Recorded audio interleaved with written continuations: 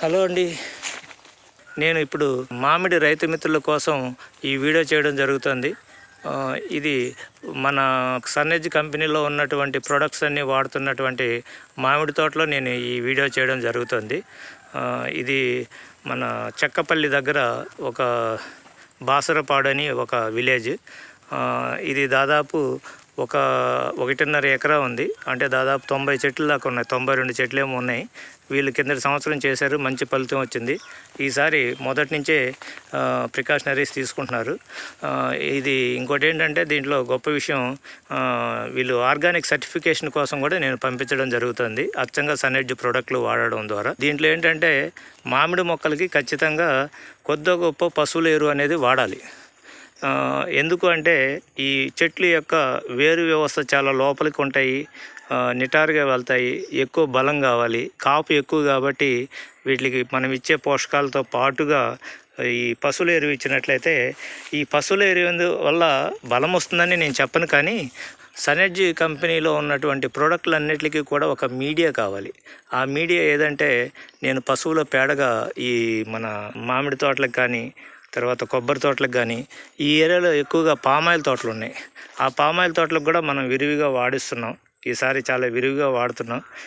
కాబట్టి ఫలితాలు అయితే చాలా అద్భుతంగా వస్తున్నాయి. ఆ ఫలితాలకి కొద్దిగా పశువుల ఎరువు కూడా జోడించినట్లయితే ఇంకా మంచి ఫలితాలు వచ్చేదానికి అవకాశం ఉంది. కాబట్టి పశువుల ఎరువు వాడమని చెప్తున్నాను. ఆ పశువుల ఎరువు ఎట్లా వాడాలంటే ఇప్పుడు చూడండి, మీరు చెట్టుని చూసినట్లయితే లాంగ్ షాట్లో ఆ చెట్టు కొమ్మ నీడ ఎక్కడైతే పడిందో మిట్ట మధ్యాహ్నం, అట్లా ఈ చుట్టూ చూడండి నీడ. దాని నీడ అంటే బయట 1 అడుగు, లోపల 1 అడుగు. ఈ నీడ ఎక్కడైతే ఉందో ఆ నీడన 1 అడుగు వచ్చేటట్లుగా ఒక అడుగు వెడల్పుతోటి ఒక చిన్న కాలువలాగా తయారు చేసుకుంటే అదే పాదు అంటాం. చెట్టు మొదట్లో కలుపు తీసుకుంటాం. ఈ విధంగా చెట్టు మొదట్లో కలుపు తీసుకొని ఈ చెట్టు చుట్టూ ఇక్కడ చూడండి, ఈడ ఎండ అయితే ఏదైతే ఉందో ఒక అరడుగు, ఈ గీతలో 1 అడుగు బయటికి ఎండవైపు 1 అడుగు, నీడవైపు 1 అడుగు ఉండేటట్లుగా ఒక కాలువలాగా చేసుకొని ఒక 1/2 ఫీట్ తీసుకుంటే సరిపోద్ది. దీంట్లో ఈ మొక్క ఎన్ని సంవత్సరాల వయసు అయితే ఉందో అన్ని కేజీలు పశువుల ఎరువు, ఆ పశువుల ఎరువులో కంపల్సరీగా సన్గాడ్ తోటి డీకంపోజ్ చేసి ఆ ఎరువుని వాడుకోవాలి. ఇట్లా మళ్ళీ ఒక నెల రోజుల తర్వాత సన్గాడు డీకంపోజ్ చేసిన దాన్ని మళ్ళీ తీసుకొచ్చి ఎన్ని సంవత్సరాల చెట్టుకి అన్ని లీటర్లు పోయాలి. మూడోసారి ఏం చేస్తారంటే సాయిల్ కేర్ కూడా మిక్సింగ్ చేసి అప్పుడు స్ప్రే చేసేయాలి. దాంట్లో సన్ కంట్రోలర్ను కూడా కలిపి స్ప్రే చేసుకుంటే ఈ మొక్కలో ఉన్న ఫంగల్ డిసీజ్ అన్నీ కూడా కంట్రోల్ అయిపోతాయి. ఆ ఫంగల్ డిసీజ్ కంట్రోల్ అయినప్పుడు ఆ తర్వాత వచ్చే పూత కానీ పిందె కానీ ఎటువంటి డిసీజ్ లేకుండా చక్కగా రావడానికి అవకాశం ఉంటుంది. మీ అందరికీ తెలుసు, మామిడి రైతులకి ఫస్ట్ ఈ ఆకులన్నీ నల్లగా అయిపోయి తర్వాత పూతంతా నల్లగా వచ్చి మొత్తం రాలిపోయి మాడిపోయి నల్లగా అయిపోయి మాడిపోయి మొత్తం రాలిపోతూ ఉంటుంది. పూతేమో విపరీతంగా వస్తుంది, కాయలు వచ్చేటప్పటికి 1-2 వస్తాయి. సహజంగా ఆ మామిడి చెట్లకు వచ్చిన పూతంతా నిలబడదు, చాలా మటుకు రాలిపోతుంది. ఎందుకంటే అంత పూత వస్తే ఆ చెట్టు బరువు మోయలేదు. మనకేంటంటే రైతుకి దాంట్లో ఒక 15 to 25% వరకు వస్తే రైతుకి మంచి పంట దిగుబడి వచ్చినట్లుగా మనం లెక్కేసుకోవచ్చు. ఈ విధంగా రావాలంటే మనం ఫస్ట్గా పశువుల ఎరువులో సన్గాడ్ ఫర్మెంటేషన్ చేసి వేసుకోవాలి. తర్వాత నెల రోజులకి సన్గాడ్ ఫర్మెంటేషన్ చేసి మళ్ళీ భూమికి వేసుకోవాలి. తర్వాత థర్డ్ దాంట్లో సన్గాడ్ ఫర్మెంటేషన్ చేసిన దాంట్లో sun controller soil care mixing చేసి విత్ సన్ స్టిక్ మిక్సింగ్ చేసి స్ప్రే చేసుకున్నట్లయితే ఆ ఫంగల్ డిసీజ్ అంతా కూడా క్లీన్ చేసుకున్న వాళ్ళం అవుతాం. పూత స్టార్ట్ అవుద్ది.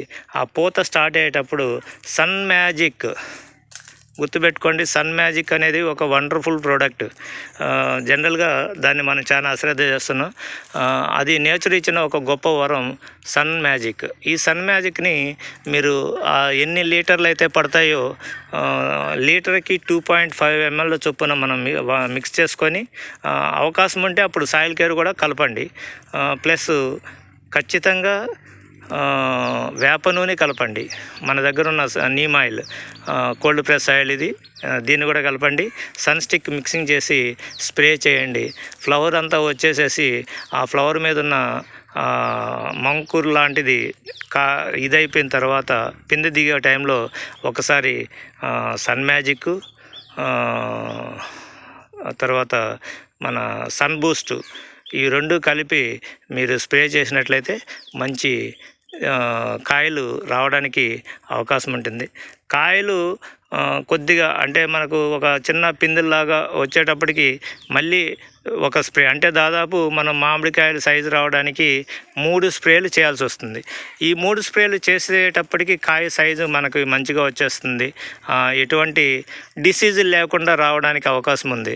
ఒకవేళ ఏదైనా డిసీజ్ ఉన్నట్లయితే అప్పుడు ఆ డిసీజులను బట్టి ఖచ్చితంగా వాడాల్సిన ప్రోడక్ట్ కొంచెం రేట్ ఎక్కువైనా కూడా ఈ ఫంగల్ డిసీజ్ ఏదన్నా వస్తే వాడాల్సిన అతి ముఖ్యమైన ప్రోడక్ట్ ఏంటంటే మామిడి తోటలకి, ఎస్పెషల్లీ మామిడి తోటలకి, బత్తాయి తోటలకి, జామ తోటలకి వాడాల్సిన ఒక వండర్ఫుల్ ప్రోడక్ట్ సన్షీల్డ్. ఈ సన్షీల్డ్ వాడడం వల్ల ఫంగల్ డిసీజే కాకుండా, దోమే కాకుండా, పండుగ రాకుండా, అంతేకాకుండా కాయ ఫ్లేవర్ అనేది చాలా అద్భుతంగా వస్తుంది. ఇది కిందటి సంవత్సరం ఈ తోటలో మనం సన్షీల్డ్ వాడడం జరిగింది. ఆ సన్షీల్డ్ వాడిన తర్వాత ఆ కాయ షేప్ కానివ్వండి, షైనింగ్ కానివ్వండి చాలా ఎక్సలెంట్గా వచ్చింది. కాబట్టి ఆ సన్షీల్డ్ అనేది లాస్ట్ స్ప్రేలో ఒక్కసారి కనుక మీరు స్ప్రే చేయగలిగితే చాలా మంచి ఫలితాలు వస్తాయి. ఇది ఇప్పుడు ప్రస్తుతం మనం చేయవలసిన మామిడి తోటలో చేయవలసిన పనులు. ఈ ఫ్లవరింగ్ స్టార్ట్ అయిన తర్వాత మరొక వీడియోతోటి మళ్ళీ మేము ముందుకు వస్తా. లైక్ చేయండి. ఇంకొంతమంది మిత్రులకి దీన్ని చేరవేయడం ద్వారా మరింతమందికి ఇది ఉపయోగకరంగా ఉంటుంది. దయచేసి ఇది రైతులు ఎక్కువగా చూసే విధంగా అందరూ షేర్ చేయాల్సిందిగా కోరుకుంటూ ధన్యవాదాలు.